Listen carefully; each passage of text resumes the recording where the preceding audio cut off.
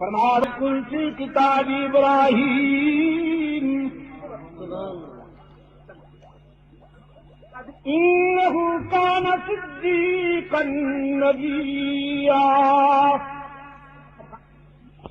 اذ قال لأبیہ یا ابت لم تعبد ما لا يسمع ولا يبصر ولا يغني عنك شيئا يا أبت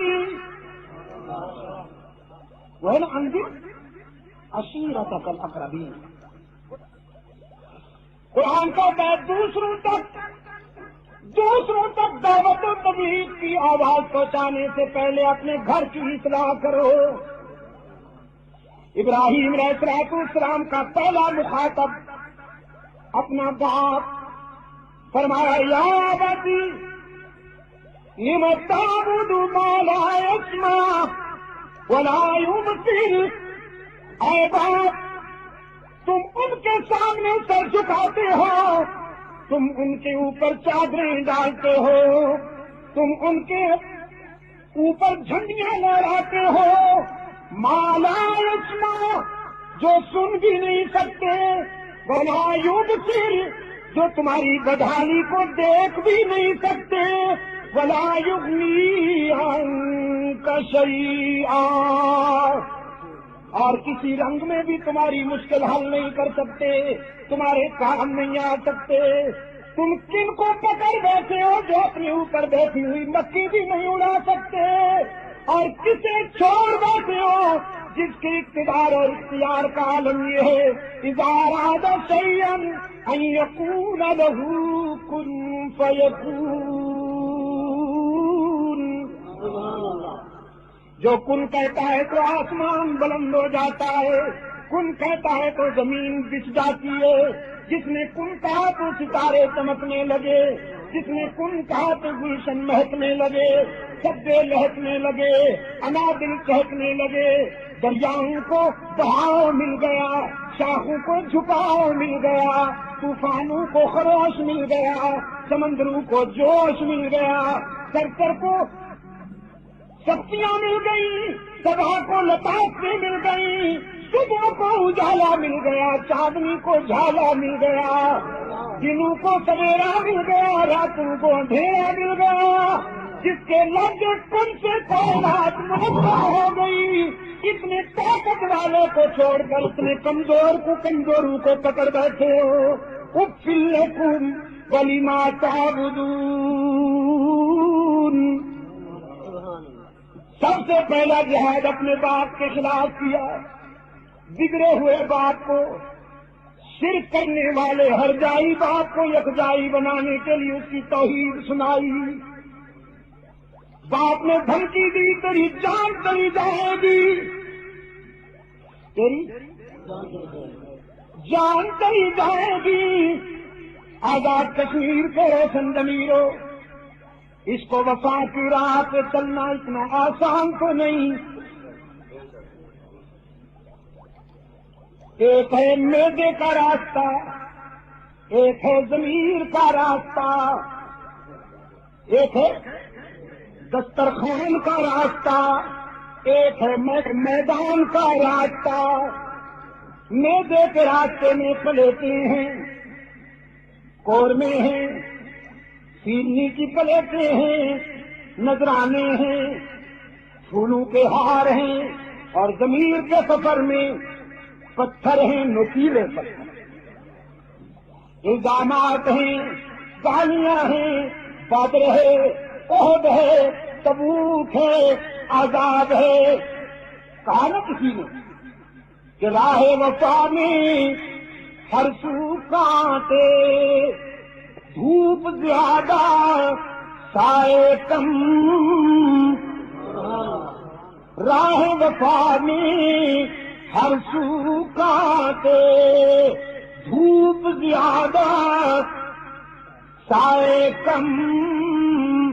راہ وفا میں ہر سو کانٹے, دھوپ زیادہ سائے کم. پر اس راہ پہ چلنے والے خوش خوش ہوئے پچھتائے کم، پر اس راہ پہ چلنے والے خوش ہوئے بدر سے احد تک، تبوک سے یرموک تک، کربلا سے شامی تک اور بالا کوٹ تک، راہ وفا میں ہر سو کانٹے، دھوپ زیادہ سائے کم، پر اس راہ پہ چلنے والے خوش ہوئے پچھتائے کم۔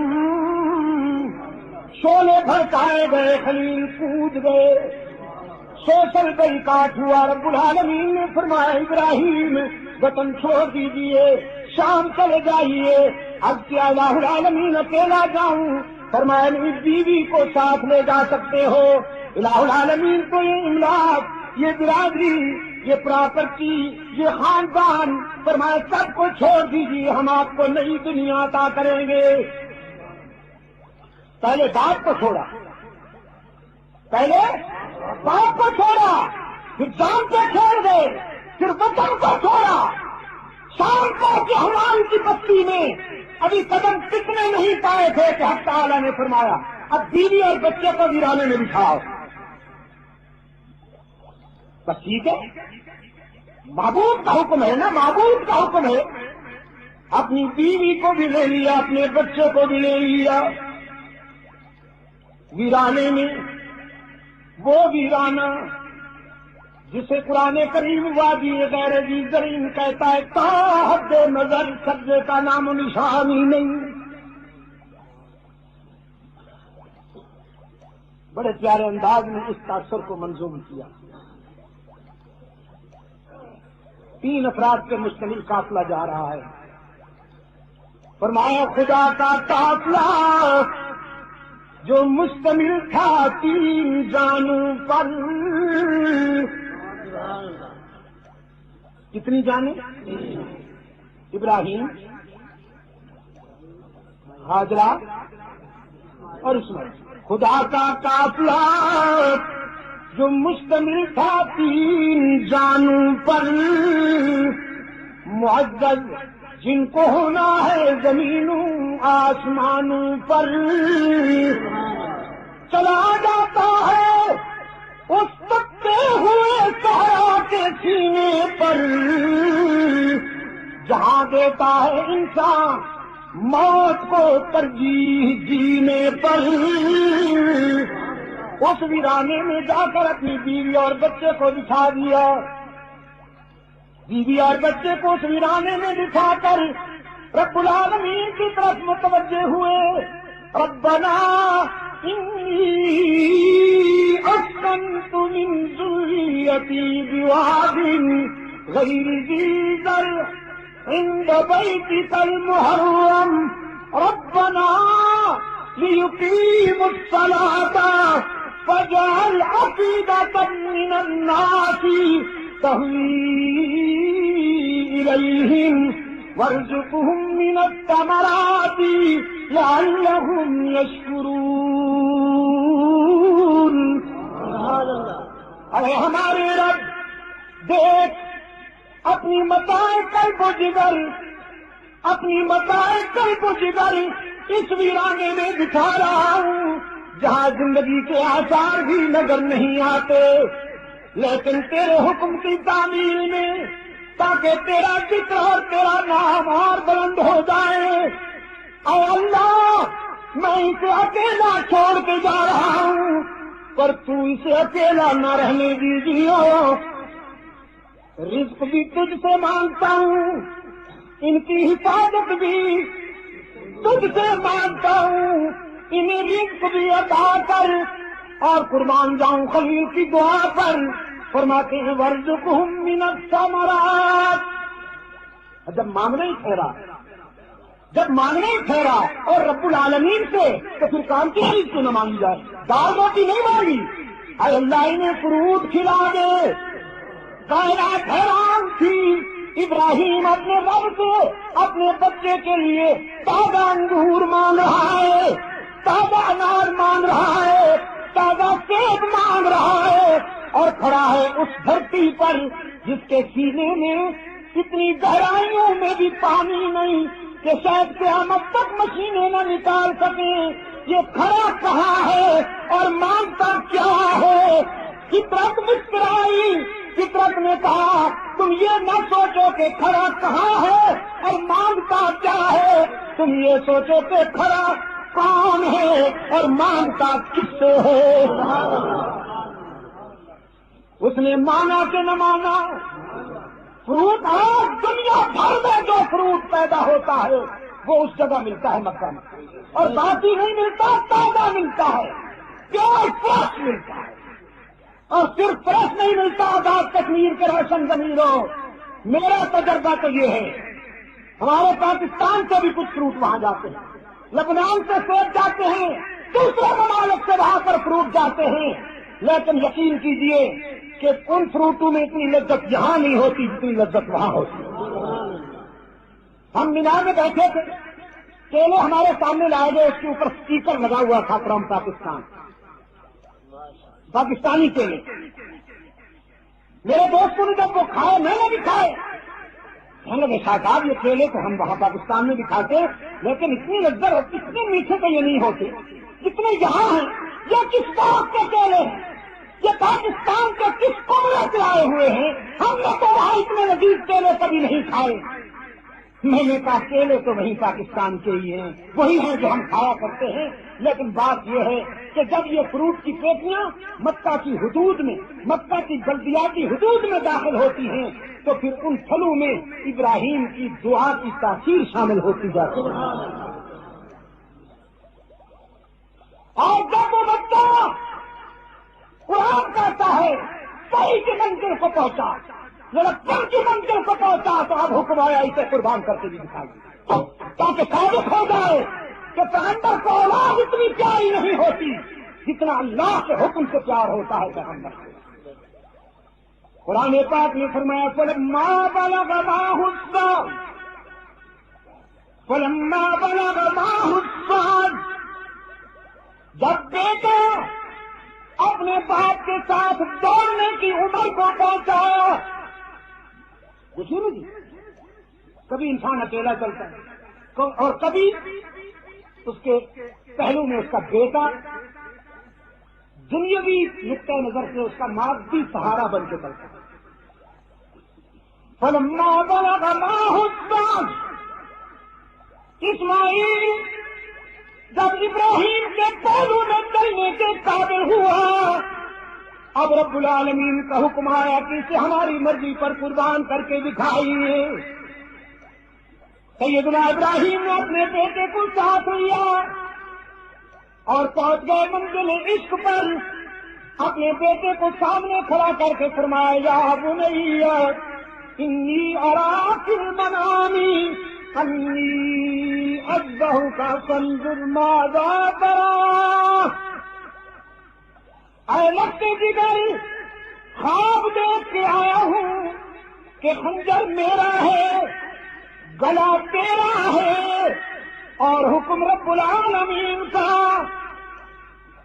یہ انوکھا خواب ہے جو شاید آج تک کسی بات میں اپنے بیٹے کے متعلق نہ دیکھا ہو. تو آپ اپنی کتابیں دل سے اس کی تعبیر پوچھ کر مجھے بتائیے. شہادت مند اسماعیل نے جواب دیا یا ابتی افعل ما تؤمر. ابا جان، جس بات کا آپ کو حکم ملا ہے وہ کیجیے نا. حالانکہ خلیل نے کہا تھا نہیں ارا، میں نے خواب دیکھا ہے، اور اسماعیل نے جواب میں کہا ما تؤمر، جو حکم ملا ہے. یہ ان کی سلامتی اتباع تھی، یہ ان کی سعادت مندی تھی کہ وہ سمجھ گئے پیغمبر کا خواب بھی وہی ہوتا ہے، سوچ کا نہیں ہوتا عام انسانوں کا. فرمایا یا ابتی افعل ما تؤمر، آپ کو جس بات کا حکم ملا ہے کیجیے نا. ابراہیم علیہ السلام نے فرمایا میں تو تیار ہو کے آیا ہوں، لیکن تجھ سے بات کر رہا ہوں، تو بچہ جو ہوا. اسماعیل نے سینہ تان کے عرض کیا ستاجدنی شاء اللہ من الصابرین۔ اگر آپ خلیل اللہ ہیں تو میری رگوں میں بھی تو آپ کا خون دوڑ رہا ہے۔ آپ مجھے اگر اللہ نے چاہا تو صبر کرنے والوں سے پائیں گے۔ بس اگر آپ اجازت دیں تو ایک مشورہ کر دیں۔ مشورہ یہ ہے کہ میرا چہرہ اور آپ کی نگاہیں یہ دونوں ملاپ بہت نازک ہے۔ بیٹے کے چہرے میں کتنی کشش ہوتی ہے اور باپ کی نگاہوں میں کتنی شفقت ہوتی ہے، یہ محتاج بیان ہے۔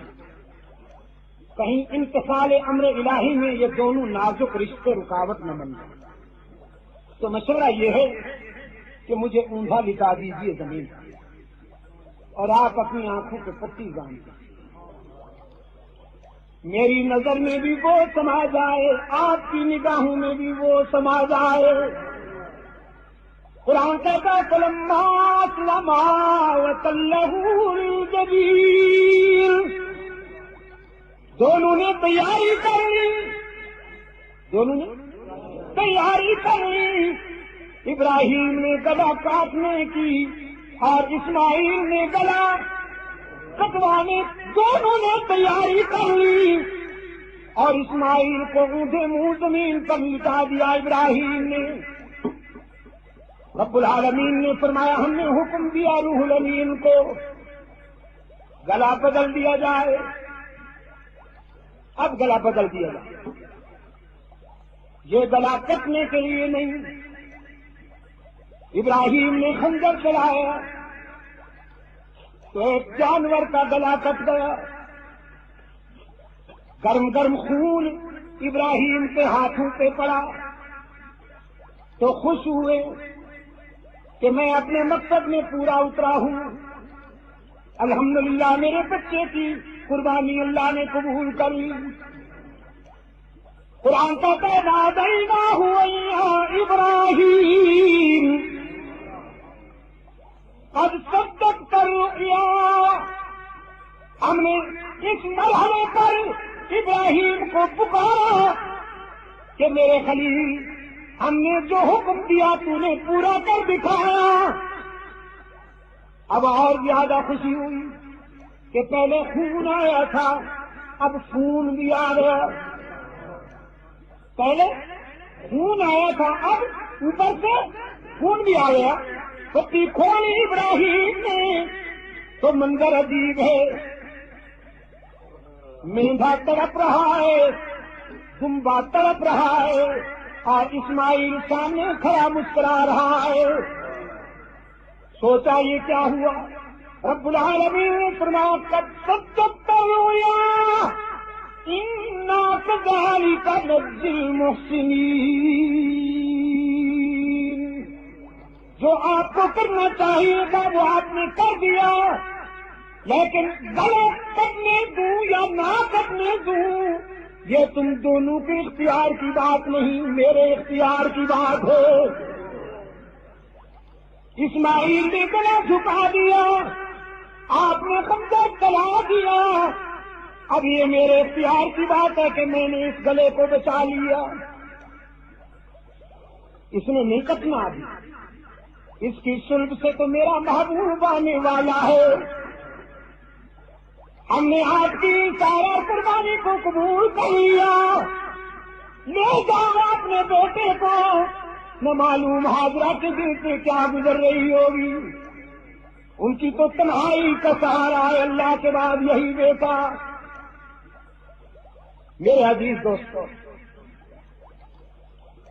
اقبال کہتا ہے یہ فیضان نظر تھا یا کہ مکتب کی کرامت تھی، یہ فیضان نظر تھا یا کہ مکتب کی کرامت تھی، سکھائے کس نے اسماعیل کو آداب فرزندی۔